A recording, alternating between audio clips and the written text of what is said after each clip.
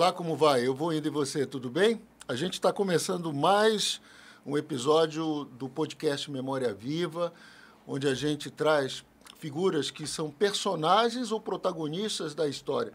E como eu sempre faço, começo o programa contando uma história pitoresca. Hoje eu vou sair um pouco do nosso circuito local e regional e contar uma história que eu conheci do grande compositor carioca Noel Rosa, o chamado Poeta da Vila. O Noel, como muita gente sabe, ele tinha sérios problemas com a bebida. E, numa determinada ocasião, ele no bar, muito provavelmente já amanhecido, foi abordado pelo compositor Joel Nassara, que foi seu parceiro musical em alguns dos seus sucessos. O Noel, só para você ter uma ideia, faleceu com 23 anos, mas deixou centenas de músicas aí para a posteridade. Algumas inclusive, já fazem parte do chamado domínio público e podem ser livremente gravadas sem a necessidade do pagamento de direitos autorais. Mas o curioso é que quando o Joel Nassara encontrou amanhecido Noel Rosa naquele bar, o Noel estava dormindo sobre a mesa e lá 2 copos. Um copo onde estava cerveja e num outro um conhaque. E o Nassara, depois de dar aquela bronca, disse: Noel, poxa, você já é uma pessoa reconhecida, respeitada como compositor, carnavalesco, as pessoas estão saindo já para o trabalho, para pegar o bonde, ele encontra nesse estado. E depois de ouvir atentamente, o Noel, ainda despertando do sono, disse: Nassara, eu estou aqui tentando beber e me alimentar. E aí o Nassara pergunta: mas como assim? Eu duvido que você tenha comido. Aí o Noel disse: olha, a cerveja, olha para o rótulo da garrafa, o que diz aqui? Aqui tem lúpulo, cereais não maltados, carboidrato, ou seja, quando eu estou tomando um copo de cerveja, é a mesma coisa que está fazendo uma refeição. E o Nassara disse: não, tudo bem, mas e o copo de conhaque? Aí o Noel disse: é que eu gosto de beber quando eu estou comendo. Essa figuraça é o Poeta da Vila, Noel Rosa. E, aliás, o nosso convidado de hoje não é necessariamente boêmio, mas é também uma grande figura, porque abraçou a causa de registrar em sua, agora já vasta bibliografia, a história do Amapá. No início dos anos 90, num concurso promovido pelo Conselho de Educação, ele foi o único a apresentar um projeto de um livro que pudesse sintetizar um pouco da nossa história e que servisse de referência nas escolas públicas naquele momento. A gente já estava em vias de passar por uma transição da lei educacional. Em 1996 entra em vigor a nova lei de diretrizes e bases da educação nacional. A gente deixa de ser primeiro e segundo grau, passa a ser ensino fundamental e ensino médio. E já no bojo disso, dessa transformação que era discutida para a implementação da lei Darcy Ribeiro, ele lança a sua obra no final, em torno de 1994. A obra já teve uma série de reedições. Eu estou falando, é claro, do professor Fernando Rodrigues, ele que, além de professor da rede pública, de escritor, é imortal da Academia Amapaense de Letras, e oriundo do antigo núcleo da UFPA, né, que estava implantado, que antecedeu a Universidade Federal do Amapá, e está aqui para contar conosco um pouco da sua história e das histórias que vivenciou ao longo dos anos. Muito obrigado por sua presença, professor. Tudo bem, eu agradeço pelo convite, né? E falar um pouco dessa minha trajetória, né? Como começou o meu despertar pelo interesse da história do Amapá. O senhor é oriundo o senhor formou nos anos 80 ainda, 80, né? Do núcleo, nós não tínhamos ainda a universidade aqui. E eu fui aluno do professor Estácio Vidal Picâncio. Sim. E o professor Vidal Estácio Picâncio, ele tinha aquela preocupação Sim. de, ao longo da história do Brasil, que ele nos ensinava, né? Ele inseria a história do Amapá. E é possível fazer isso, né? E aí tudo bem, quando eu me formei, fiquei com aquela vontade de conhecer mais sobre a nossa história.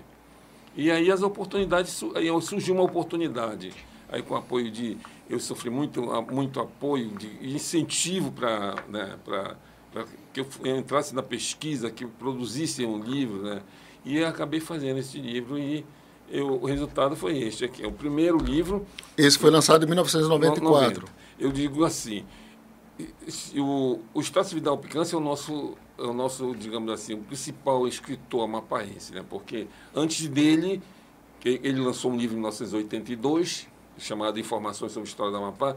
Antes dele só teve o Arthur César Ferreira Reis, que lançou o livro Perfil Histórico do Amapá, Perfil Histórico, em 1949. Então, depois do Estácio, veio eu. Então, somos nós três, né, que produzimos os primeiros 3 livros sobre a história do Amapá. Aliás, é interessante porque, durante muito tempo, a obra do Arthur César Ferreira Reis ela vai sendo utilizada como referência, né, de todas as pesquisas, e aí vem que, embora com todas as dificuldades, né, que o professor Estácio, tive a oportunidade de conhecê-lo, mas ele teve uma preocupação hércula de sistematizar essas informações, né, e de lançar a sua obra, que infelizmente ainda não está disponível. Até comentei outro dia com o senador Randolfo, seria oportunidade de repente fazer revisitar a obra, fazer uma revisão e fazer uma publicação. Já houve uma tentativa. Já houve? Já houve uma tentativa ainda nos anos de 2000.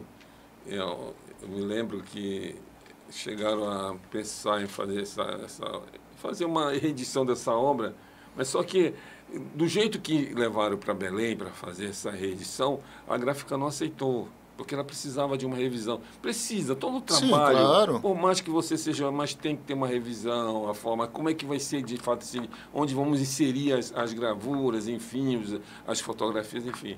Então, depois esse projeto cessou. E aí ficou parado, né?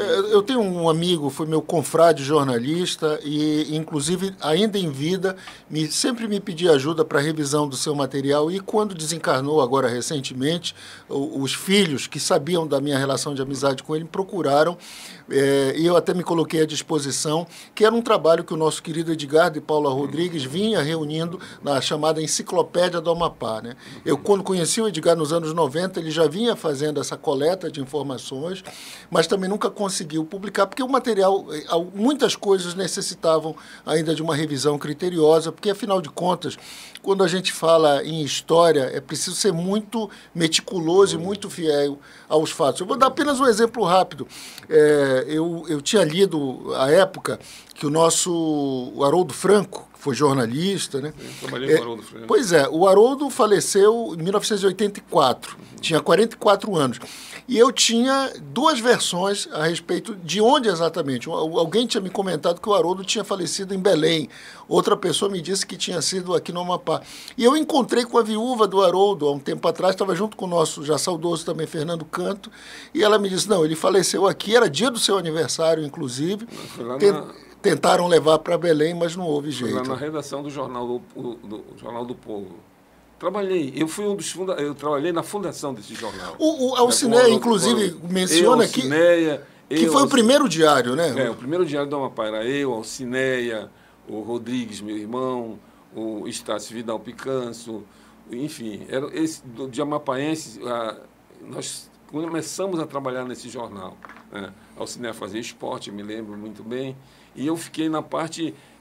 Eu faz de tudo, né? Eu faz de tudo. E lá que eu aprendi com o Elso, e tinha um outro jornal, o Elso, conhecido jornalista, que depois foi para o Acre. O Elso Martins. Elso Martins, né? O Elso Martins também trabalhava na redação, né? E tinha um outro que chegou a ser editor do jornal o Liberal, Valmir Botelho, um grande jornalista da Amazônia, e eu aprendi com eles, né, um pouco. Aí aprendi, né, desenvolvi mais a capacidade de redigir.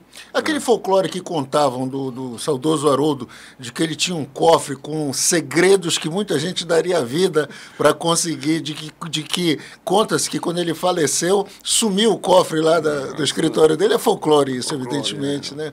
Haroldo, mas era uma figura muito controvertida, né? Eu gostava demais dele, né? Ele é muito amigo. Quando ele... O jornal só não prosperou, né? O jornal Folha do Povo. Ele chegou a ser diário, ainda o maquinário era ainda muito rústico, né? Mas ele era impresso aqui ou era impresso em Belém? Era impresso aqui. Ele era feito ali no tipo, aquele sistema, né? Mas só que em Belém ofereceram para ele a edição do jornal Estado do Pará. Na época. Aí o Haroldo se empolgou, abandonou praticamente, deixou isso muito de lado, né? O jornal aqui de Macapá, e se dedicou mais ao do Pará. Aí, sabe como é? Ele não estando presente, né? Enfim, né? Porque a presença dele, ele conseguia muito rápido publicidade, né, para movimentar o jornal. aqui. Mas depois que ele foi embora, ele vinha quase semanalmente, ele vinha aqui. Era no máximo, era digamos assim, 15 dias, mas ele sempre estava aqui, dando aquela força para a gente tocar o barco, né? Eu cheguei a ser o editor do jornal, porque o pessoal também, o Elcio foi embora, o Valmir Botelho também foi embora, né? E eu fiquei, a Alciné também ficou, nós seguramos as pontas aqui por muito tempo, mas teve um tempo que não deu mais, né? Fernando, depois do primeiro livro, que foi em 1994, e ainda nos anos 90, teve também História do Amapá, da autonomia territorial ao fim do janarismo, né? Esse livro aqui, né? Esse é o livro que você cobre esse período de 1943 Exatamente. a 1970. Eu dei uma aprofundada nessa história do Amapá, nesse período, né? Muito nebuloso, com muitas versões e enfim, né? E a gente fez um trabalho que realmente não agradou a todo mundo. Eu soube que você chegou a receber até ameaças, é verdade? Eu recebi até ameaças. Eu me lembro na época o saudoso Wagner Gomes, né? Nosso amigo, um particular nosso. O Wagner tentava me fazer gozação comigo. Fernando, olha, cuidado, que o fulano vai te pegar, não sei o quê e tal. Né? E eu, tranquilo. É porque, na verdade, o Janari sempre foi essa figura controversa. Exatamente. Né? Eu recebi aqui já no programa, além de você, recebi o professor Paulo Fernando Batista Guerra, recebi o ex-deputado Paulo José, e sempre nas suas falas vem aí algumas menções a episódios que envolvem esse período do janarismo, né, que começa a enfraquecer depois da eleição do Antônio Pontes, né, que acaba tendo robustez política para poder peitar e acaba sendo eleito. Salvo engano, o Antônio Pontes teve 4 mandatos como deputado, 3 ou 4, né? Exatamente. Ele foi eleito. Ele que é o fim do... exatamente que eu delimito esse período, né, como o fim do janarismo, que termina em 70, a eleição do Pontes. A eleição do Pontes, quando ele realmente... E os militares não tinham interesse mais que o janarismo continuasse, né? Então, também não fizeram nenhum esforço, nada para que ele realmente fosse reeleito. Né? Eu gosto de ouvir versões, às vezes umas versões da história. Eu conversei sobre isso com o professor Paulo Guerra, mas eu quero saber a tua opinião. Em 58, em janeiro de 58, quando falece o Coraci, naquele trágico acidente, morre também o Demar Maia e o Hamilton Silva. E aí é guindado a condição de governador o Pauxi, assume em 18 de fevereiro de 1958. Você acredita que isso muda diametralmente o destino, a história do Amapá? Porque a ideia inicial é que o Coraci assumisse o governo e o Amilcar viesse a deputado federal. Era isso, não era? É nesse momento que eles vão romper depois, né? O próprio Amilcar também vai se separar, porque toma gosto pelo poder, né? Exatamente. Aí realmente não vai atender muitas reivindicações do coronel Janari. Aliás, nunca foi coronel. Qual era a patente dele? Tenente-coronel, porque existe a patente. Uhum. Quando ele foi para a reserva, ele foi como tenente-coronel, mas a gente chama de coronel, mas na realidade não é, porque existe essa patente no Exército. É isso também que eu coloco, que não agradou muito, né? Mas eu fiz um registro histórico, a verdade. Procurou ser fiel. Aliás, há uma outra questão que é muito controversa também, que é justamente o Edgar Rodrigues teve acesso a esses telegramas através do saudoso Celso Salé, que é justamente quando ocorre o golpe de 64. E aí, então, o governador da época, não sei se era o Terêncio Porto, era o Terêncio, né? Ele fica meio, não sabe se ele apoia o Jango, Você faz esse registro? Eu faço registro nesse livro aqui. Esse livro tem esse registro, né? Eles ficam, ele não sabe se apoia, aí ele manda um telegrama de lá de Brasília, de Janari, olha... Declare apoio. Declare apoio, porque aí de repente ele muda de lado e o pessoal fica confuso, né? E aí não tem jeito, né? E eu me lembro, o Hélio chegou a registrar, mesmo que em passando de seus livros, os episódios, né, que ocorreram, alguns até de certa forma satíricos, prisão do Teixeirinha, quando prendem a Mauri, a turma, né? Aliás, o nosso saudoso Amauri Farias também chegou a deixar algumas coisas registradas, tive a oportunidade de conhecê-lo. A gente precisa precisa, Fernando, conseguir reunir muito disso. Acho que, não sei se você concorda, mas o Amapá ele necessita resgatar esses registros que foram deixados por aqueles que vivenciaram aqueles momentos, né?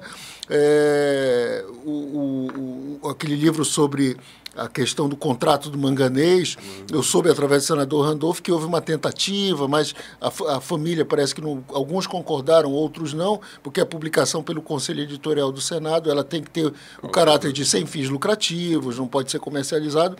Então, há sempre essas questões. Depois do livro sobre o jornalismo, qual foi o projeto que você trabalhou? Aí depois... É uma temática assim, que eu tenho uma preferência muito grande, que é o período colonial do Amapá. Né? É um período muito pouco conhecido, eu me considero um dos que mais conhece sobre esse tema. Né? Existem outros colegas, eu reporto com o professor Crambaia, da Universidade da Federal, que é um grande estudioso desse período também. Aí eu lancei este livro aqui, Amapá no século XV, Rota de Expedição de Reconhecimento. Né? Mostrando que a nossa terra, né, desde antes mesmo que o Brasil fosse descoberto, entre aspas, né, já havia navegantes europeus que passavam por essa costa aqui e navegavam, né, entre eles o Vicente Pinzon. O Vicente Pinzon e o primo dele, Diego de Lepe. Esses são os dois principais.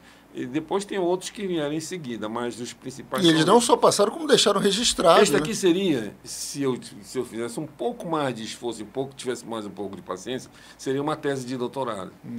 Onde faria, mas eu nunca... O título seria algo em torno... O Brasil foi descoberto pelo Amapá. Mas hoje existe... consenso entre historiadores sobre historiadores de que, na realidade, quem teria passado por aqui foi um outro navegador, né? Um outro navegador, e que não... até mesmo antes de Pinzon... tem o Orellana também, né? Não, Orellana já é muito depois. O Orellana que vem lá do Peru, desce o Amazonas e que vai dar, inclusive, o nome de Rio Amazonas, em função de um controverso encontro que ele teria tido com mulheres guerreiras e tal, que na realidade... Que é um relato absurdo, né? Absurdo, né? É um absurdo, mas ficou registrado, né? E deu um nome ao rio, esse maravilhoso rio que passa na nossa frente. Assim. E depois desse livro, eu estou vendo um outro aí também. Este livro aqui, aí depois eu lancei... A História da Conquista do Amapá. A História da Conquista do Amapá. Aqui você vai saber como foi que essa terra foi conquistada, né? Quem estava aqui nessa disputa, quem esteve aqui, né? E nessa luta toda, né? Os portugueses acabaram vencendo. Nesse contexto é que eu tenho um questionamento com a historiografia. A conquista da Amazônia começa, de fato, em 1616. A Amazônia nós pertencíamos à Espanha, né? Lá desembarca, onde hoje é o presépio, aquele forte em Belém, no dia 12 de janeiro de 1616, desembarca uma tropa militar, comandada pelo Francisco Caldeira Castelo Branco, formada de índios e soldados, índios guerreiros e soldados. Perfeito. Esta é a data da fundação de Belém. Ora, por que Macapá não tem essa sua data registrada no dia 5 de outubro de 1738, quando desembarcou aqui um grupo de militares e construíram uma fortificação no baluarte que hoje, da fortaleza, que fica naquele mesmo limite que é o baluarte de Nossa Senhora da Conceição. Você está dizendo, então, que era para ter sido, porque a data que é comemorada é 4 de fevereiro de 1758. Não, 58 é a transformação em vila. Em vila, a elevação em vila. Em vila, porque, na realidade, a ocupação dessa região começou, de fato, entre novembro e dezembro de 1751, quando desembarcam os primeiros imigrantes vindos dos Açores. Eles desembarcam nesse momento. Aí eu lanço assim, até um desafio. Eu não tenho mais interesse, mas se alguém quiser a glória, um pesquisador, vá nas Ilhas dos Açores, pesquise, de repente encontra alguma carta de alguém dizendo: olha, fulano de tal, irmão, eu cheguei em Belém do Pará, né, na Amazônia, depois foi até para Macapá no dia... É um registro da data da fundação de Macapá. Tu estás entendendo? Entendi. É um registro, né? E com certeza lá deve ter um arquivo lá que tem dado que alguém mandou alguma informação dizendo o dia que ele chegou e desembarcou em Macapá. Esse é o dia, porque nós já perdemos um vácuo muito grande de tempo, né, da nossa história, porque Belém é considerado dia 12 de janeiro, né? E o que desembarcou lá foi uma tropa militar. Aliás, a data que está... Agora, quando você menciona, me vem uma outra reflexão. No brasão, não sei se a produção vai conseguir colocar, o brasão do município de Macapá, que foi elaborado pelo artista plástico Erivelto Maciel, o ano que está lá é 1856, numa referência ao 6 de setembro de 1856, quando Macapá é levado à condição de cidade. Exatamente. Eu não reparei esse detalhe. No brasão do município de Macapá, o ano que aparece é 1856. Aqui é da cidade. Quase 100 anos depois da elevação de vila, né? 98 anos, para ser mais preciso. Ele foi levado em vila, de vila, né? E depois desse período, houve essa evolução, né? Mas não foi só Macapá que foi criada nesse período, né? Porque exatamente é um tema do novo livro que está pronto, 99% já está pronto. Ele tem a história da Amapá e tem um subtítulo, A Colonização nas Terras do Cabo do Norte. Interessante. E aí eu trato. Aí eu vou tirar uma dúvida que existe com relação a Tucuju. De onde é que vem essa denominação? Exatamente, ela vem de um cartógrafo chamado João Teixeira de Albernaz, o moço porque ele era homônimo do pai, né? Então a historiografia faz essa diferença. E ele faz um traçado do história amazônico, onde ele define entre o rio, até o rio Jari, são os Tapujuçu, entre o rio Jari até o rio Pedreira, na época não era Pedreira, chamada Unarapecu, né? Aí ele vivia a província dos Tucujus, e ele vai definindo. Então, exatamente, é nessa extensão que compreende Macapá até o Jari que exatamente vai começar a colonização. Você chegou a fazer um trabalho de pesquisa sobre os topônimos indígenas? No caso, por exemplo, eu quero ser mais específico, do Anauerapucu, a origem dessa expressão. É do Anauera? Anauera. Eu cheguei a ler um artigo do Fernando Canto, contando pelo menos umas duas versões. Uma delas é do Anauera, que é uma árvore, né? E a outra, salvo engano, é de morcego gigante. Enfim, não há muito consenso. Mas é meio complicado. Não há muito consenso. Muito consenso, né? Vamos falar sobre fortificações. Eu até comentei com você outro dia, tem um livro que me chegou às mãos do Luiz Aimberê Soares de Freitas.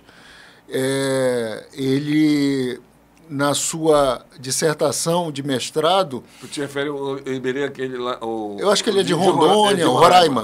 Ele é de Roraima, né? Conheço. Conheceu? Ele inclusive, fez a formação dele pela Fundação Getúlio Vargas, e, aliás, o orientador dele foi o ex-presidente Michel Temer. O título foi Políticas Públicas e Administrativas dos Ex-Territórios Federais. Mas me chamou a atenção porque ele, inclusive, resgatou lá alguns mapas antigos da região e mostrando as fortificações, inclusive lá o controverso Forte Cumaú. Mas me chamou a atenção que tinham muitas fortificações nessa região. É verdade isso? Forte do Curiaú, por que tantas fortificações aqui? Ou nem todas foram construídas? Curiaú, chamada Vigia do Curiaú, foi construída no momento da construção da fortaleza, né? O que aconteceu é o seguinte, com relação à fortaleza de São José. Quando começou a política de fortificação, que era uma das metas do governo pombalino, né, a fortificação, e vinha a municipalização. Então, na construção, começaram a construir a fortaleza. E aí chegaram à conclusão que seria tinha que reforçar, antes de concluir, tinha que reforçar uma fortificação que existia lá, chamado Forte Macapá, que fica no local onde hoje é o baluarte de Nossa Senhora da Conceição. Então, naquele local foi feito e foi construída a vigia do Curiaú. Agora, com relação ao Cumaú, aí é que entra uma questão. Não existe vestígio de Forte ruínas, Cumaú. Não existe. É totalmente impossível. Eu já fiz inclusive um artigo, publiquei, demonstrando que não existe essa possibilidade. O que existe lá é vestígio do Forte de Santo Antônio do Macapá, como era chamado pelos portugueses. Que foi que era uma coisa depois. Mais elaborada, construída 50 anos depois, porque, vejam bem, quando os ingleses aportaram naquele local, eles fizeram uma coisa uma fortificação chamada de paliçada. Era com madeira e tal, tudo improvisado. Né? Aí às pressas. Porque quando os portugueses ficaram logo sabendo, caíram em cima, logo para destruir. Né? E aí destrói o Forte Cumaú e constrói a fortaleza. Não destrói, passou 50 e poucos anos depois. Olha, viu, um local, uma floresta, foi tomado pela floresta, depois é que os portugueses vão construir o Forte de Santo Antônio. Então, o que você vai pesquisar lá, se você encontrar, dificilmente vai ser alguma coisa do forte da fortificação de Cumaú, da Casa Forte de Cumaú. Até porque, vejam bem, quando a tropa que vinha para lutar, né, que ia combater esses invasores, entre aspas, porque era uma terra, né, ela era paga muito com o botim de guerra. Então, tudo que era aproveitável, o calçado, tudo suplementar, eles tiravam do camarada, do adversário morto, porque aquilo ia servir. Negócio de ninguém jogava sapato fora, uma bota fora, não. O cara morreu, matou o inimigo, tira dele vai servir, porque vamos dividir, fazer a divisão. E é assim que era feito. Lógico, então, considerando essa lógica, não vai ser encontrado nada do Forte Cumaú, nem mesmo... Aliás, apenas a título de informação, essa história de que tinham sido encontradas ruínas do Cumaú começou entre os anos de 2012 e 2013, porque, à época, o IPHAN, junto com os pesquisadores do IEPA, fizeram um levantamento, um estudo na região.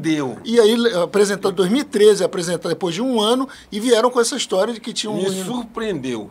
Foi na oportunidade que eu fiz esse artigo, né?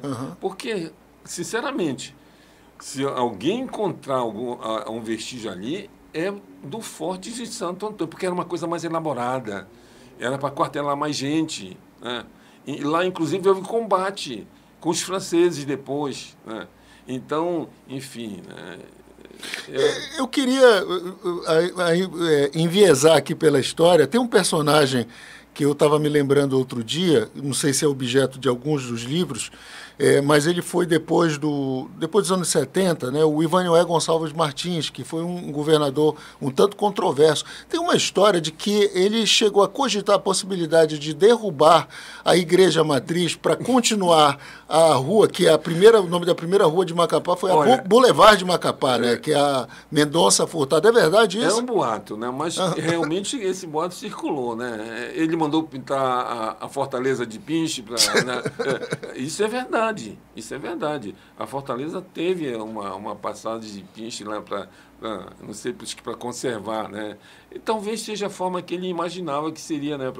Porque estava muito uma fase em que essa fortificação estava muito desgastada mesmo. Né? Aliás, a Fortaleza, ela ficou durante muito tempo abandonada, né, Fernando? Abandonada por muito tempo mesmo. Desde o início do século XIX, do século XX, ela começou a ficar abandonada, né? E existem umas fotografias, inclusive, da década de... Até umas fotografias publicadas pelo álbum logo no início do século, por volta de 1908, aí depois tem uma na década de 30, né? E depois tem uma mais recente, que são quando foi instalado o governo territorial. Por falar em instalação do governo territorial, uma dúvida que muita gente me pergunta, afinal de contas, a nossa primeira capital, e a nossa capital não era para ter sido o Amapá, e considerando que Amapá, o município de Amapá, em razão da base americana que foi lá instalada. Cheguei a ver até algumas fotografias. Parece que tinha até cassino lá, que tinha sido implantado. Não era para ser. Qual foi exatamente o que levou o Janari a optar em Macapá do que o Amapá? Bem, houve muito questionamento. Houve um manifesto por escrito encaminhado à presidência da República de amapaenses e paraenses reivindicando Macapá como capital. E aí o Janari também endossou, né? Endossou essa opinião, essa vontade, né, desse grupo, né? E quando ele foi receber, foi tomar posse, que ele tomou posse lá no Rio Janeiro de Janeiro, né? 1944. Ele apresentou, né? Ele apresentou esse documento como abaixo assinado e o presidente ratificou. Mas na realidade eu acho a conclusão que eu chego que foi um equívoco do elaborador do decreto. Ele supunha que por ser homônimo, né? Tanto é que depois houve um decreto mudando todas as capitais, ratificando algumas e mudando outras. Uhum. Um decreto, porque na época tinha foram os 5 territórios, né? Sim. Amapá, manteve o nome, Rio Branco, Guaporé, Ponta Porã e Iguaçu, né? O Rio Branco confundia com a capital do Acre, que passou a ser Roraima, né? Guaporé, Rondônia, Iguaçu e Ponta Porã. Ponta Porã seria hoje parte do estado do Mato Grosso do Sul, né? E Iguaçu foi reintegrado ao Paraná. Ok. Você não tem planos de também resgatar um pouco da história de Clevelândia do Norte, desse espaço tão controverso que já foi a prisão de tantos degradados, né? Infelizmente, existe trabalhos. O que está faltando digamos assim, alguém, uma instituição pública, e se preocupar, porque eu tenho observado que tem publicações que já preenche toda essa expectativa, né? Tem o professor Romani, que passou pela universidade, né? Tem um trabalho recente também que foi publicado pela Biblioteca do Senado, né? Sobre aquela região, né? Então são trabalhos que já... Eu acho que tem a história do Oiapoque. A história do Oiapoque, já tem muito material nesse sentido, né? Agora, claro, né? Tem espaço para todo mundo pesquisar, né? E eu gosto mais mesmo... Eu estou concluindo esse livro, né? O próximo já está pronto, acho que 99%, né? Que o nome até adiantei. Ainda não é definitivo, né? Que eu posso mudar para outro, mas dentro desse mesmo espaço. Ou pode ser a colonização na terra dos Tucujus, ou enfim, né? Outro nome, né? O que seja mais, né? Mais chamativo, né? Que atrai atenção. Porque eu vou tratar, nesse novo livro, eu vou tratar da província dos Tucujus, Fortaleza de São José, Vistosa da Madre de Deus, que foi uma vila construída aqui nessa região da província dos Tucujus, que desapareceu. Ela foi, desapareceu. Ela, eu digo assim, até engolida pela floresta, né? Ela desapareceu. Depois nós temos a Mazagão, que também há uma controvérsia muito grande com relação a Mazagão, né? Existe muita coisa que se diz e que não é verdade, porque não existe registro nenhum. E o único registro, eu vou só dar um exemplo, né? Se comemora, não sei, já está acho que em 200 anos de festa da Feira de Santiago. Nunca. Sabe por quê? Porque o que aconteceu em 1777 foi um festejo um festejo da comunidade para atender, né, aquele chamamento da ascensão de Dona Maria I. Ela foi, né? Então vamos comemorar. Onde ia chegando a informação, olha, nós temos uma nova soberana, temos um soberano que é a Dona Maria I, aí a turma fazia uma festa. E nesse momento foi feito um festejo. E os portugueses que estavam lá, os mazaganenses, aproveitaram e fizeram inclusive uma simulação de um combate, né, naval no rio Mutuacá, né? Depois você revira todo quanto é documentação, você não encontra nada. Aí encontra o fulano que que patrocinou a festa. Eu fiz isso, eu fiz aquilo, eu fiz aquilo. Aí damos um salto. Um escritor, um antropólogo, Nunes Pereira, né? Você já deve ter ouvido falar. O Nunes Pereira publicou um livro em 1951, a dissertação de mestrado. Aí ele vai discorrendo. Aí ele entra nesse mérito. Ele diz que que a informação mais recente é que essa festa, esse festejo, com o festejo, né? Não estou falando da questão religiosa, mas o festejo com todo esse aparato que hoje tem teatral, ele começou, ele ouviu alguém que foi dizendo, foi passando para o outro, começou na metade do século XIX. Então é bem mais recente, sem dúvida. É bem mais recente. Nós não estamos dizendo que a festa não existe. O louvor, o santo, inclusive o Santiago, que é o Santiago Maior, né? Que é festejado, né? Inclusive a lenda do Santiago. A lenda do Santiago é uma lenda espanhola, né? Santiago, na luta contra os mouros, na reconquista da Península Ibérica, apareceu aquele soldado, cavaleiro com uma espada e matando todo mundo, né? E os portugueses também assumiram também, né? Então, qualquer coisa, né? Ele fazia o mesmo.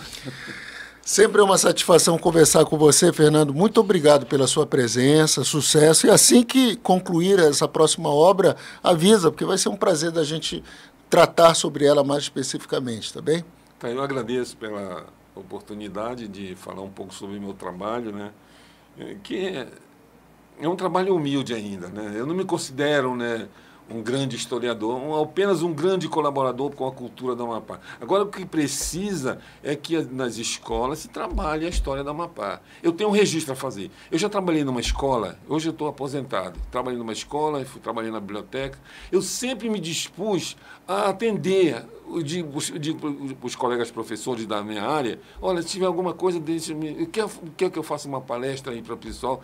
Sempre houve. E o problema não está nos amapaenses. Eu que observei, isso eu preciso falar, eu não podia guardar, é que existem muitos colegas hoje, não são amapaenses, vêm de outros estados, tudo bem, é Brasil, mas ele tem que reconhecer a nossa cultura, cara.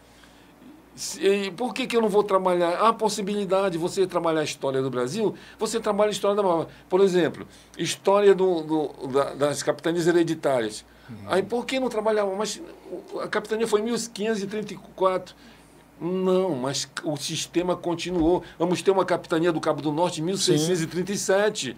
Então, fala, enfim, você vai inserindo, vai encaixando, mas existe os que têm dificuldade, né? Claro, né? E a resistência também. E a resistência também. Mas isso é um chamamento à própria Secretaria de Educação, que observe esse detalhe. A nossa história precisa ser contada. Hoje, olha, nós estamos fazendo, tem tanto, olha, a Prefeitura tem o Museu do Negro, tem um museu histórico, o Museu Histórico que está praticamente abandonado, um museu que foi construído com muito carinho, com esforço, dedicação. O Museu Histórico precisa ser, digamos assim, revigorado, precisa ser passado pelo... E já foi, inclusive, um espaço da história, porque foi o prédio da Intendência, né? É o terceiro prédio mais antigo da cidade. Exatamente. Aí só se fala, parece que saltam, fala Fortaleza e agora residência dos governadores. E o museu que fica no meio, o que sobra para o museu? É lamentável. Obrigado, Fernando. Obrigado a você que nos acompanhou até agora. Toda terça-feira a gente recebe convidados para falar sobre a história, a memória, gente que foi personagem ou testemunha da história. A gente se encontra terça-feira que vem. Até lá.